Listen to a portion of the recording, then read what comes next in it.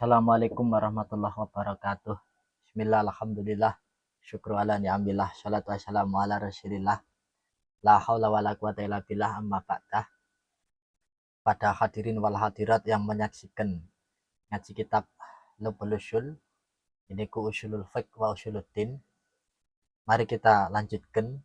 Sebelumnya kita baca suratul Fatihah. Dengan harapan apa yang kita pelajari menjadi ilmu yang manfaat barokah. Ala diniyah wa ala kulli niyatin sholihah. Al-Fatihah. A'udzubillahi minasyaitonirrajim. Bismillahirrahmanirrahim. Alhamdulillahirabbil alamin arrahmanirrahim maliki yaumiddin. Iyyaka na'budu wa iyyaka nasta'in. Ihdinas siratal mustaqim. Siratal ladzina an'amta 'alaihim ghairil maghdubi 'alaihim waladdallin. Amin. Qala al-musannifu rahimahullah ta'ala wa nafa'ana bi ulumi fid dharain. Amin. Ini yang kita bicarakan adalah syaratnya mafhum mukhalafah. Ini penting kita pelajari guna untuk melatih cara berpikir. Mungkin kalau dipraktekkan di dalam kitab fikih, karena kalamnya tidak maksum, bukan kalamnya Allah Ta'ala atau Rasulullah, tapi ucapannya musannaf, mungkin akan dikumplin. Itu tidak bisa praktek teori usul fikih mafhum di dalam kutubut turas. Tapi tidak apa-apa, tetap kita pelajari, karena di dalam beberapa kitab fikih itu masih ada penjelasan. Misalkan syarah kitab Tagrib itu kan ada Iqna, ada Bijirimi ala Khatib, itu sering praktek. Jadi beliau menyebutkan secara mantukon seperti ini, secara mafhuman seperti itu, sering praktek seperti itu. Nah itu ketika kita melihat seperti itu, supaya kita bisa menganalisis. Nah, pakai teori-teori seperti ini. Ini mantukonnya begini, mafhumannya seperti ini. Nah ini kita pelajari syaratnya mafhum. Syaratnya mafhum mukhalafah.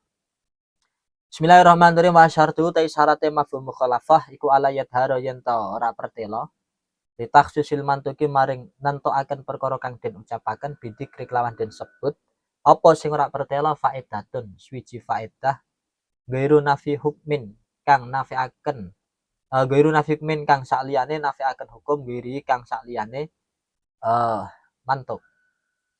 Jadi gampangannya itu gini, disebutkannya teks itu atau mantuk atau tersurat bukan tersirat itu harus betul-betul tidak menampakkan faedah kecuali menafikan atau meniadakan pemahaman selainnya. Jadi gampangannya gini lah, kalau saya sebutkan misalkan saya buat contoh sederhana ya, misalkan air yang dua kulah tidak akan menjadi najis meskipun terkena najis kecuali berubah.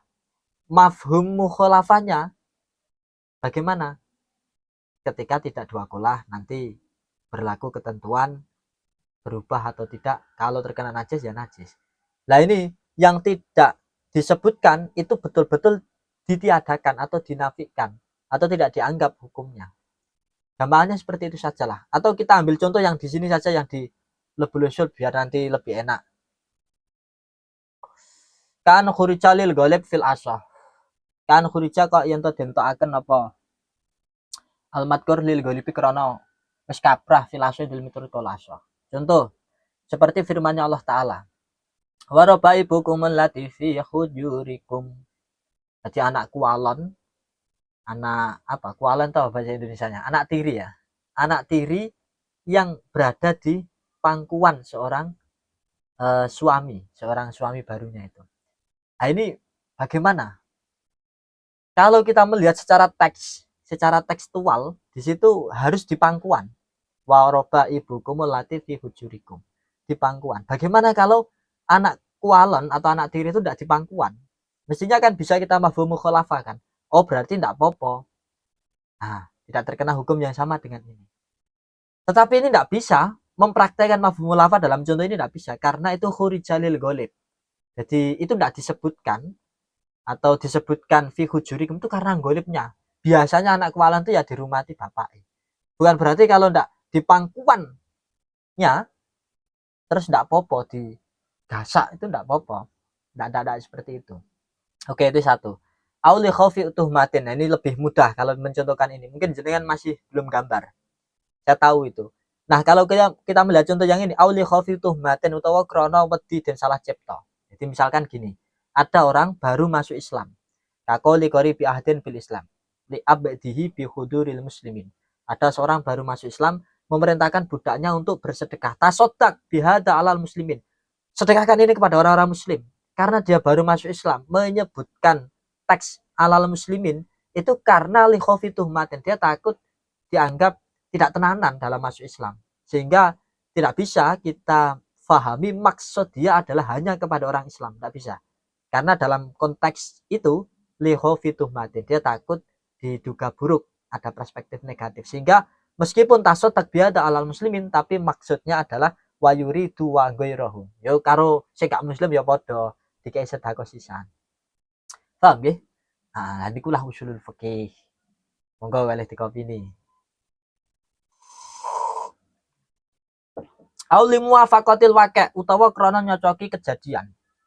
Jadi niki tidak bisa dimafhum mukhalafah. Contoh-contohnya karena khurijalil ghalib, karena li khaufi tuhmatin, atau karena li muwafaqatil waqi'. Contoh seperti dawuhnya Allah taala la yattakhidul mu'minuna al-kafirina awliya min dunil mu'minin. Niku nazala fi qaumin minal mu'minina walau al-yahud dunal mu'minin. Jadi ayat ini turunnya itu dalam konteks ada orang-orang Islam atau orang-orang yang beriman yang walau mengasihi, apa bahasanya, toleransi gitulah, atau menjadikan pemimpin seorang ya menjadikan pemimpin yang anulah apa yang ngarani ya, mengasihi gitu sajalah, mengasihi orang-orang Yahudi, bukan orang-orang mukminin, orang-orang yang beriman. Nah, dalam contoh ini Allah Ta'ala menyebutkan layat takhidil mu'minun al-kafirina awliya min dunil mu'min. Bagaimana kalau di mafhum mukhalafah? Kalau ma'al mu'minin bagaimana? Jadi apakah boleh kita memafhum mukhalafah ayat itu sehingga tidak hanya mengasihi orang Yahudi? Kalau mengasihi orang Yahudi saja tidak boleh, jelas ayatnya. Bagaimana kalau dengan orang muslimin? Nah, ini tidak bisa. Karena turunnya ayat ini itu dalam konteks limuwafaqatil waqi'. Waktu itu kejadiannya itu banyak orang-orang Islam yang mengasihi orang-orang Yahudi, sedangkan orang Islam tidak dikasihi. Nah, itu seperti itu namanya limuwafaqatil waqi'. Oh, jelas ya? Kalau diteruskan au su'alin utawa mergo pitakon, au li hadisatin utawa mergo suci kejadian, au li jahlin utawa krana ora ngerti bihukmi kelan hukume mantuk. Au aksi utawa suwalike li jahlin bihukmi. Pun kita contohkan satu-satu. Atau contoh lain seperti karena pertanyaan sehingga tidak boleh dimafhum mukhalafah. Hal fil ghanam as-saimah zakatun, apakah di dalam kambing yang digembalakan wajib zakat? Tentu jawabannya na'am, wajib zakat. Berarti lek ngono, kalau kambing itu tidak digembalakan tetapi dipakani, dikasih makan, tidak wajib zakat. Nah ini karena konteksnya keterangan ini adalah lisu alin, ada yang tanya, maka tidak boleh dimafhum mukhalafah. Paham ya? Nah, aulih hadisatin atau ada kejadian, ada seseorang tanya di hadapan Rasulullah, aukila bi hadratihi li fulanin gunamun saimah. Fulan bin Fulan itu punya kambing yang digembalakan, wajib zakat enggak? Wajib. Oh, berarti kalau seperti itu yang enggak digembalakan tidak wajib zakat? Enggak bisa. Kalau dari dalil ini. Kenapa enggak bisa? Karena itu konteksnya li hadisatin, ada kejadian. Oke, jadi penyebutan teks apa jenenge li fulanin gunamun saimah, penyebutan teks saimah itu karena kejadian. Ngaten lho. Kalau diteruskan atau karena tidak tahu hukumnya mantuk. Misalkan ada orang tanya, au khotoba man jahila hukmal gunam as-saimah dunal ma'lufah. Rasulullah berkata kepada orang yang tidak ngerti hukumnya kambing yang digembalakan wajib zakat atau enggak. Rasulullah mengatakan wajib zakat. Berarti kalau tidak digembalakan tidak wajib zakat. Padahal konteksnya itu kata-kata Rasulullah karena memberitahu hukumnya mantuk, hukumnya yang digembalakan. Kenapa memberitahu? Karena dia tidak tahu yang dihitopi atau yang diajak bicara itu tidak tahu, sehingga itu konteksnya lijahlin bihukmihi, karena dia tidak ngerti hukumnya mantuk atau yang tersurat, sehingga disebutkan kalau kambing itu digembalakan maka wajib zakat. Karena kamu tidak tahu, saya kasih info seperti itu, betul. Terus di mafhum mukhalaf, oh berarti kalau tidak apa jenisnya digembalakan berarti boleh, tidak wajib. Nah itu tidak bisa. Au aksi atau sebaliknya, yang diketahui itu malah justru hukumnya maskot. Auli jahlin auli jahlin bihukmil maskot duna hukmil mantok, atau sebaliknya yang tidak diketahui bukan hukumnya mantok tapi hukumnya maskot. Dia tidak tahu hukumnya maskot. Contoh, au kana huwa aliman bihukmi saimah dunal ma'lufa faqal fil ghanam as-saimah zakatun. Contoh tadi seperti ini loh. Rasulullah mengatakan misalkan kambing yang digembalakan ada kewajiban zakat. Ini konteksnya karena yang tanya itu tidak ngerti hukumnya kambing yang di apa jenenge pakani, yang tidak digembalakan tapi dikasih makan. Karena tidak tahu hukumnya maskut, maka dijawab kalau itu digembalakan maka wajib zakat. Nah ini karena lijahlin bihukmil maskut, tidak bisa di mafhum mukhalafa. Paham ya? Nah ini cara-cara di dalam mempraktekkan mafhum mukhalafa.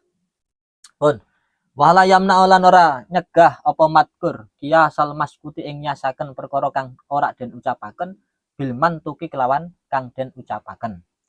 Nek wis ngono berarti fala ya umuhu mongko ora nyumrambahi ing maskut apa al ma'rudu kang den koyiti atau kang den sifati. Iki lanting ngendikaken apa ya umuhu nyumrambahi apa ma'rud ing maskut. Pun iki begini kalau kita memahami wala yamna kiasal maskut bil mantuk itu begini. Misalkan saya contohkan waroba ibukum melatih fi hujurikum. Di dalam ayat ini fal ma'rad fi ayati rabibah ar-rabaib. Jadi waroba ibukum melatih fi hujurikum. Waroba ibukum itu termasuk ma'rad yang disifati. Disifati dengan apa? Wal aridu sifatu wa yalati fi hujurikum. Dalam ayat waroba ibukum disifati dengan fi hujurikum. Nah, kalau kita melihat bahwa maskut silahkan dikiaskan kepada mantuk, berarti silahkan yang tidak fi hujurikum, dikiaskan kepada fi hujurikum, berarti mantuk tidak mengakomodir maskut, tidak umum. Teks waroba ibukum tidak umum kepada yang tidak fi hujurikum, tidak umum karena nanti bisa dikiaskan. Kalau kita katakan apa jenenge umum, buat apa dikiaskan, sudah sumul kan? Kalau kita katakan waroba ibukum melatih fi hujurikum sudah sumul kepada sing tidak fi hujurikum, ya tidak perlu dikiaskan, ngeten loh. Tapi meski begitu, wakila ya umuhu, masih ada yang mengatakan ya sudahlah nanti dalilnya murokab, selain pakai keumuman juga pakai kias. Ngeten. Paham betul niki? Saya contohkan lain, misalkan gini. Fil ghanam as-saimah zakatun. Niki saya contohkan yang lainnya. Di dalam kambing yang digembalakan ada kewajiban zakat. Dalam teks itu fil ghanam as-saimah. Teks ghanamnya itu mengakomodir apa jenenge saimah, maklufah. Lek saimah berarti digembalakan, lek maklufah berarti dipakani. Kalau kita katakan niku ya umuhu, sebenarnya dalam contoh ini mencakup dalam teks ghanam. Teks ghanamnya ya, bukan ghanam as-saimah. Dalam teks ghanamnya ini mencakup yang saimah dan maklufah atau tidak, ngoten loh. Ya kalau kita katakan bisa dikiaskan yang tidak saimah kepada saimah, ya berarti tidak ya umuhu, meskipun wakilah ya umuhu. Ngoten. Atau kalau mau dibuatkan contoh lagi, ya sama seperti misalnya tasotak biada alal muslimin. Dalam contoh ini tasotak niki secara umum mencakup muslimin wanggeron muslimin atau tidak, meskipun ada koyet alal muslimin gitu lah. Itu yang dimaksud seperti itu, maskotnya itu seperti itu. Kalau dalam contoh waroba ibukum melatih fi hujurikum, berarti maskotnya yang tidak fi hujurikum itu masuk di dalam waroba ibukum atau tidak. Kalau kita katakan itu tidak masuk, silahkan dikiaskan, meskipun masih ada yang mengatakan kalau masuk pun ya masih bisa dikiaskan, wakilah ya umuhu ngoten. On. Ini memang rada mikir, makanya kemarin saya katakan materi-materi yang sebelumnya itu gampang karena tidak begitu mikir gitu lah. Kalau di sini Anda akan diajak sedikit berpikir, mana yang makrut, mana yang arid, mana yang maskut. Kalau kita teliti, oh makrutnya itu kalau dalam ayat waroba ibukum melatih fi hujurikum intakhaltum bihin, berarti makrutnya adalah waroba ibukum. Aridnya apa? Makrut itu yang disifati gitu lah. Lah yang mensifati apa ya fi hujurikum. Maskotnya apa? Ya yang tidak fi hujurikum. rikum, gitu saja. Yes. Nanti kalau sudah ketemu komponen 3 itu bisa menggambarkan. Oh, ternyata seperti itu ya. Nah, wa sifatun wa utawi mafhum khulafah bimakna mahalil hukmi, kalau dalam Ghayatul Usulnya itu sifatun sifat. Praktek mafhum khulafah itu bisa pakai sifat. Seperti contoh kalau nggonami koyok wedhus asaimati kang dengan wasaimatil gonam lan lafat saimatil gonam wakas saimalan koyok lafat asaimah fil aswa yang dalam miturut kaul aswa. Seperti contoh ini yang sifat ada 3 contoh di sini. Yang pertama al-gonam as-saimah. Bisa enggak kita mafhum mukhalafah? Kalau tadi itu melihat konteks, sekarang tidak melihat teks, tidak melihat konteks. Nah, jadi jangan tanya kesimpulan hukumnya apa. Ya nanti lihat di fikih saja. Ini kita bicara secara teori. Secara teori kalau praktek mafhum mukhalafah pakai sifat, ini ada 3 contoh. Nah, dalam contoh 3 contoh ini, al-gonam as-saimah, saimatil gonam dan as-saimah itu wal manfi kang den nafiaken fil awalan dalam kang kawitan loro iku ma'lufatul gonami wedhus kang den pakani alal muhtar miturut ing atase kaul muhtar. Dalam contoh al gonam as-saimah kambing yang digembalakan atau saimatil gonam ya sama yang digembalakan, kambing yang digembalakan. Dalam contoh ini berarti mafhum mukhalafahnya adalah ma'lufatul gonam. Kambing yang digembalakan, berarti yang tidak digembalakan apa? Ya yang dipakani. Yang dipakani berarti tidak wajib zakat, gitu saja.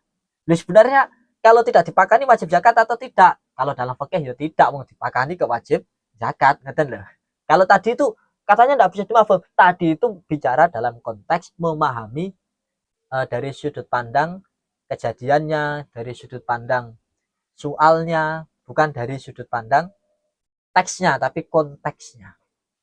Bon.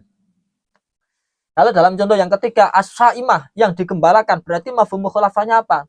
Bukan ma'lufatul gonam tapi ma'lufatun ni'am. Semua hewan ternak yang dipakani, yang dikasih makan, bukan yang digembalakan. Bon. Wa minha ay minas sifat bil makna sabik. Di antaranya yang dimaksud sifat dalam artian mahalul hukmi niku adalah elat. Berarti masih bisa mafhum mukhalafah pakai elat. Seperti di dalam contoh paminalan itu setengah sangking sifat al elatu tawi elat, alasan. Seperti contoh akti as-sa'ila li hajati, kasihlah, berilah kepada orang yang minta-minta karena dia butuh.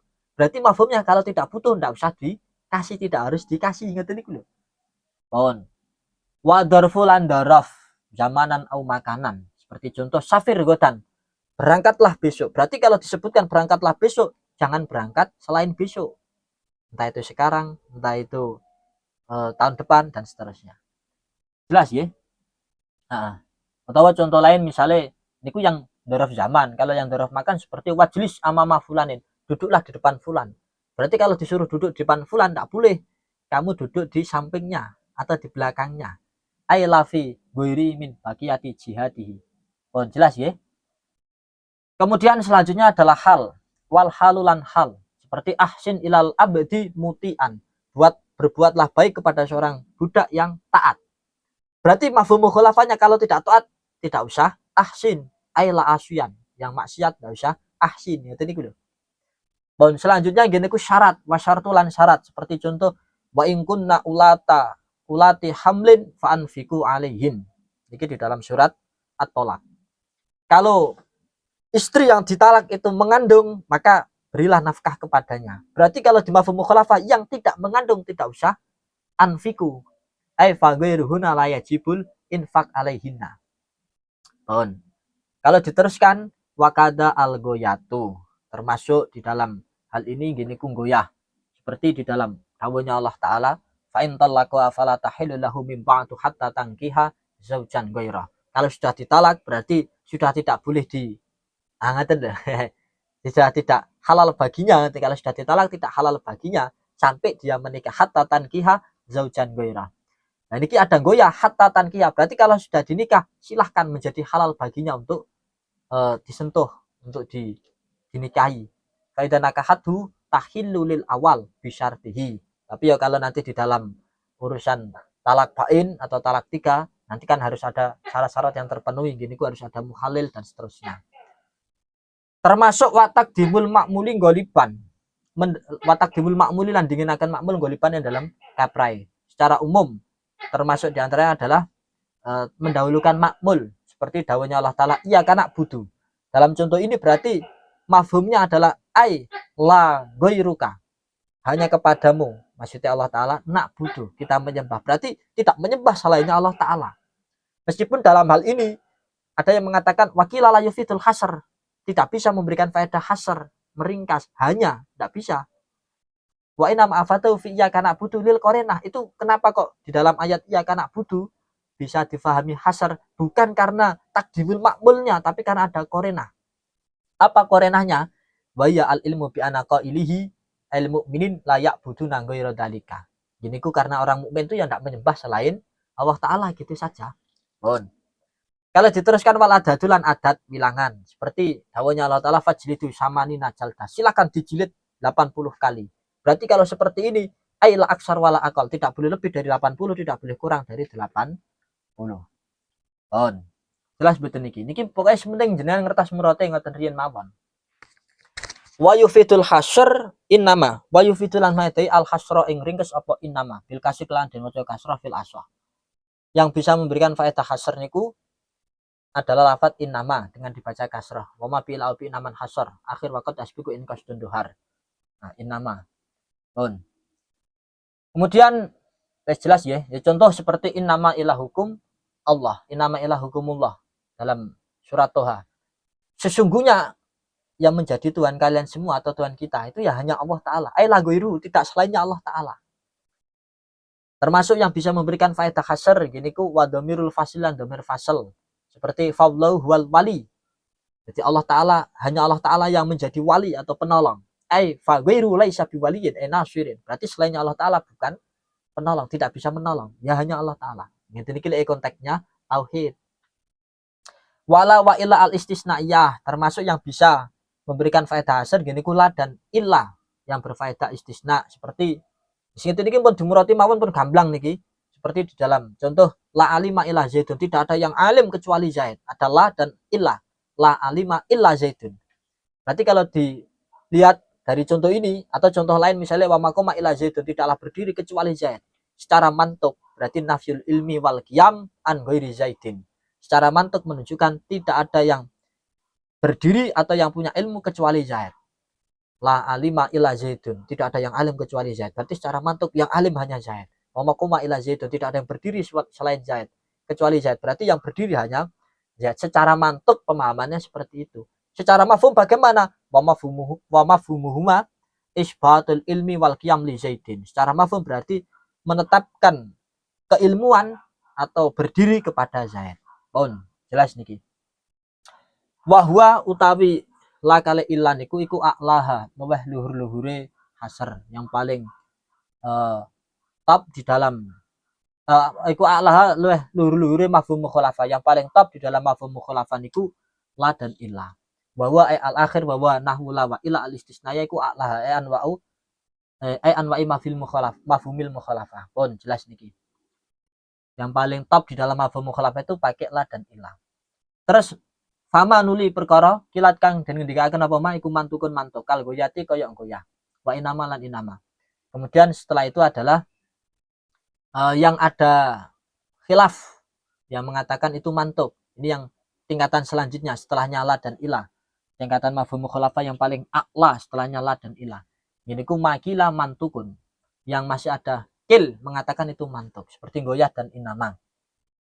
Atau kalau di dalam goyatul wusulnya fama kila fi inau mantukun ay isyaratan kana ten wahalin wa dzarfin wa ilatin munasibatin. Dicontohkan seperti naat, hal, dzaraf, elat yang munasabah. Kemudian kalau diteruskan harian rada kemeringet nih masalah niki fansing rada harus tenanan. Kok kepleset titik wis keliru ngoten lho. Ya enggak apa-apa kalau enggak berani salah ya jangan ngaji, kalau enggak berani nabrak jangan jadi sopir, gitu saja sebenarnya. Sepenting kita tidak sengaja salah paham atau memahami salah ngoten lho. Niki lek ngaji usul fikih ya sing ngoten niku.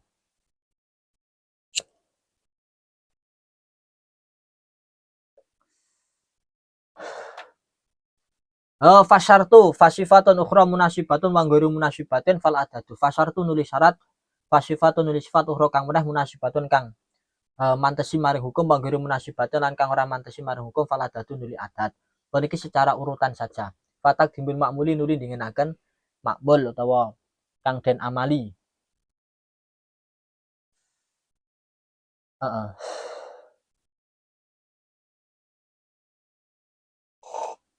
Contoh, matolul goni dulmun. Inau yadul ala anna matola ghairil goni laisa bidulmin. Kalau dikatakan matolul goni dulmun, orang yang kaya kok menunda-nunda pembayaran hutang, itu dolim. Berarti mafhum mukhalafahnya yang tidak kaya ya tidak dolim kalau menunda-nunda pembayaran hutang ya krono tidak kaya ngerti lho. Apa yang mau digunakan untuk bayar? Berarti kan bukan matol sebetulnya.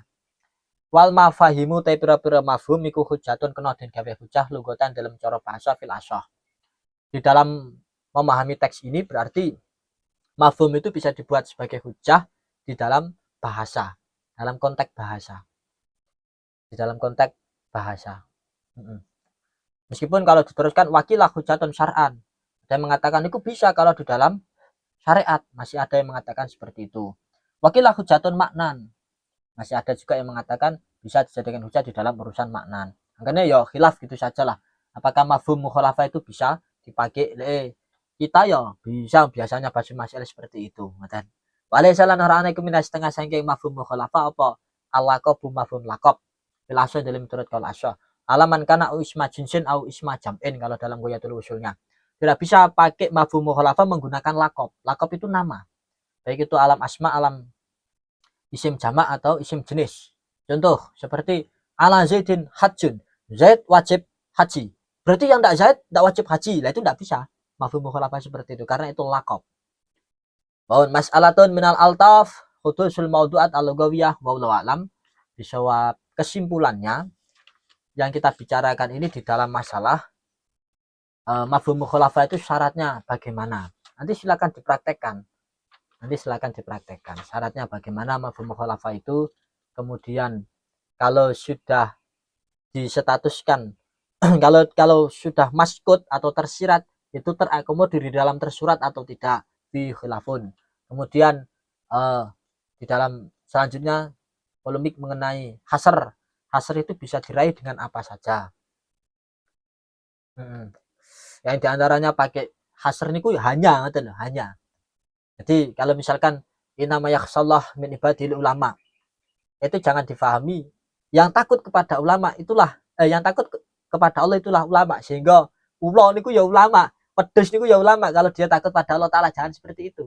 Nah, jadi jangan difahami inama yakhsallah min ibadil ulama, pokoknya yang wedi Gusti Allah ulama. Jangan seperti itu. Itu tujuannya memahami hasr biar tidak keliru mana yang dihasr. Yes. Terus mafhum mukhalafah itu bisa dibuat hujah menurutnya kalau asal di dalam masalah lugotan. Meskipun nanti di dalam masalah syar'an masih ada yang mengatakan boleh.